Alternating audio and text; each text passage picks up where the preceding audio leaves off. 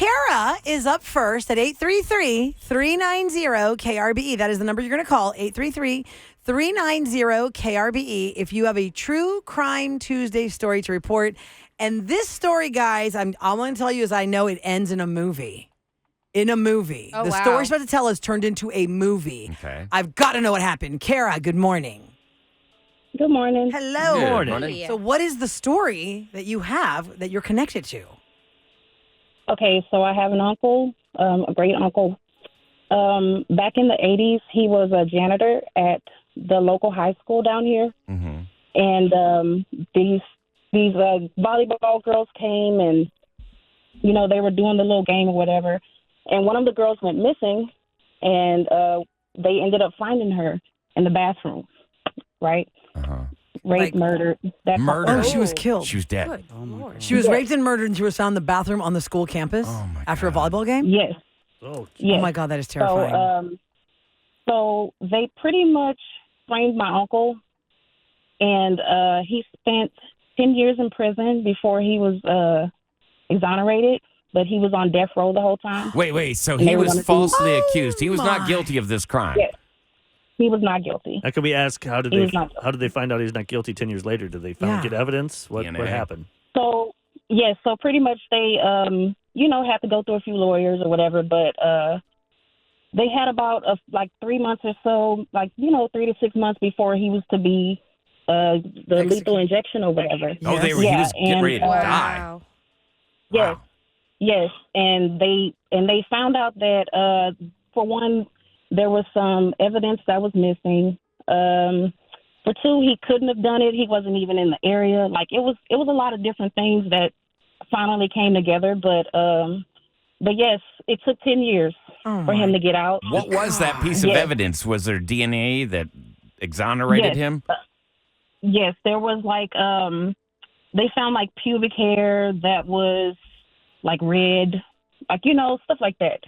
Stuff that didn't add up to him being the killer. Now, did the Wow. did the government pay for him when he got out for 10 years? Did he get some money? Because we hear that a lot. Somebody who is falsely accused gets some kind of monetary compensation for Nothing? being Yeah. falsely accused. Because he was robbed of a No decade. compensation, no apology, no compensation. Oh. And his family is actually still trying to get that wiped off because it's you already proved that he wasn't guilty. You let him out. But yeah, he ended up going in there. Child support that he had went into arrears. It was crazy. It And ruined they his turned it life. in- But you told Ahmad, Kara, that they made a movie about your great uncle's Yes. story. What's the movie? Yes, the movie is called Whitewash, and they also Whitewash. did an A&E special on it. Okay.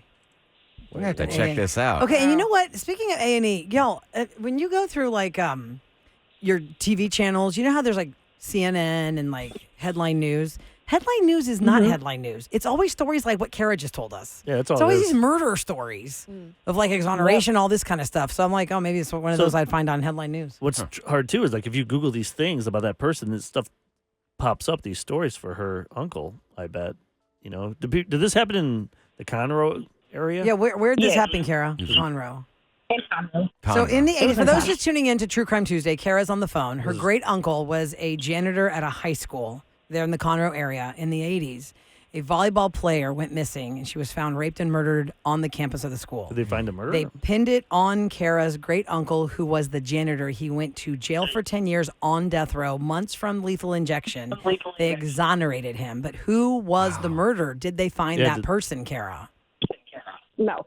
No. They did not. So Wow. somebody got away with murder, literally. Oh my God. That is unbelievable. And I'm so sorry your great uncle had to go through that hell. That's a on lose-lose earth. for everybody. Yeah. It How, is. how do you Family. recover from They even something say, like I'm that? sorry. They even say apology, nothing. And then the family that lost their daughter Has they no still can't closure find the. because there's no murderer. That's insane. And you always hear everyone says they're innocent in prison. No one's guilty. No. Right. Nobody's going to believed admit him. to that. My goodness. Okay, so it's True Crime Tuesday, and you guys have brought it for all these weeks, and y'all are bringing it again today.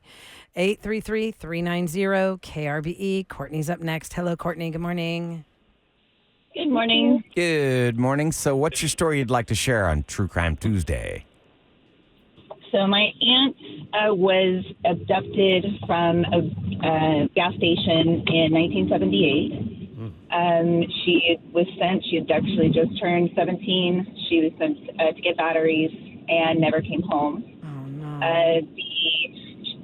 My grandparents were called and asked for ransom, and of course they agreed to pay it, but they never got a call back.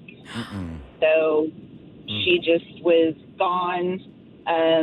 The person that was suspected to have abducted her is an infamous serial killer named Robert Carl Hohenberger. What was that? Robert Carl Robert Hogenberger? Yeah, Hohenberger. Hohenberger. And yes, he had been arrested for kidnapping and rape in California, but then he moved to Louisiana, which is where this happened. But whenever they arrested him, the police had him cornered, and he committed suicide. So they could never find her body. Oh, that's awful. Nothing. But he admitted to killing her, and that's how they knew where she was, that she was no longer alive. Yes. Oh Yeah. my God, that is awful. I don't feel good. Yeah, if you after Google, his name right there on Wikipedia. Wow. How do you spell the last name? Hohenberger. Hohenberger. How many? Hohenberger. Okay. Yeah. But Do not we? both. Yeah, here Do it you is. know, Courtney, how many women he was actually guilty of killing? Do we know that information about him? I do not. I know there were several that they assumed were him. He would put them in. There was one that it was actually a guy and a girl, and he had put them in. Those big barrels, like oil drums. Yeah. Oh God, that's like a nightmare. Yeah, this guy. But This guy he was Mhm.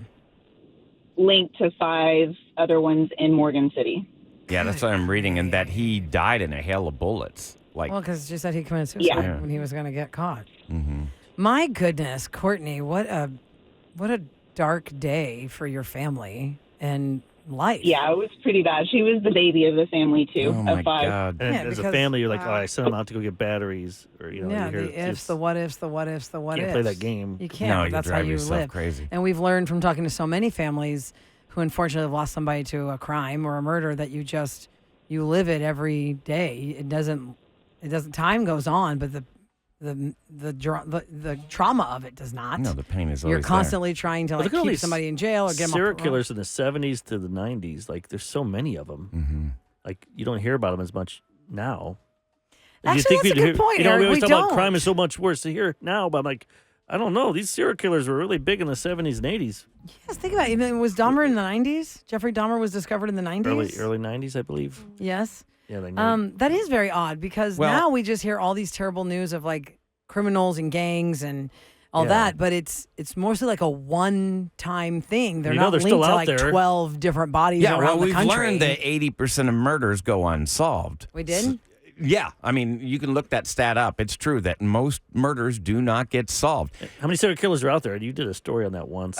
There's like I don't it's crazy. remember that, but I was going to recommend if you want to watch a really, really good show on Netflix, it's called Mindhunter, because you said that, how did we not have this earlier? This is about the No, I'm beginning. saying we have so many in the 70s and Yeah. 80s. We don't hear about them as much now. Do you guys know many now? Nah, I don't. haven't- I Maybe- can't tell you one in maybe I'm 2010. not following it. No, but but like in No, 2010, her- think about that. In the Her one 2010s, moron. No, just is there a famous serial killer name from the 2010s? yeah. I don't know. I don't have that I on think my the one radar. was the No, I think was it the sadly BK it's just shooter or the- mass shootings, BK like railway school guy. shootings. True. You're right, Sam. It's Wasn't mass the wasn't BK your killer. wife scared of some Oh yeah, the one in railroad West guy? Ukes. We Oh, didn't yeah, get it. the We bought a railroad house. We're about to killer. buy a house, but then she did the research and that railroad killer in West U. She's like, nope, it was like 2 blocks away from. Oh, that. wow. I'm like, honey, that happened 10 years ago, and it's not going to happen again. But people The railroad always, killer. they always It remember wasn't the certain house. things. We weren't getting the house where it happened. We've got a caller standing by. Kevin is on the phone at 833-390-KRB. I say a caller, Kevin, because we have Special K in the room, but that's not him on the phone. Hi, Kevin. Good morning. Good morning. Hi there. We're doing True Crime Tuesday for those just tuning in. What's your story? So I'm from Chicago originally, and in the early or late 80s, my grandfather, he had just gotten a job promotion, and so he was bringing his new boss like a bottle of wine, Mm-hmm. and on his way back out to his car, he was robbed at gunpoint, and went to pull out his wallet. The guy thought he was going to pull out a weapon, so he shot him and killed him. And the new boss ran outside to see what happened, and they shot him and killed him as well. Oh, my goodness. It was one guy, and his friend was the driver, and they were both convicted. One convicted of murder and one for, I don't know, helping him. So the guy spent like 30 years in prison, but there was a police chief in Chicago who got associated with like torturing people into confessing. And so every crime ever solved by him, they reopened. Oh, wow. And oh my gosh. the guy who was the driver, he was shot and killed the day before the new trial started. So they let the killer go. And they actually ended up they awarded him a certificate of innocence, so he could never be tried for it again. Oh. And they gave him like $2 or $3 million. This Oh. SOB, Wow. this SOB because he killed your.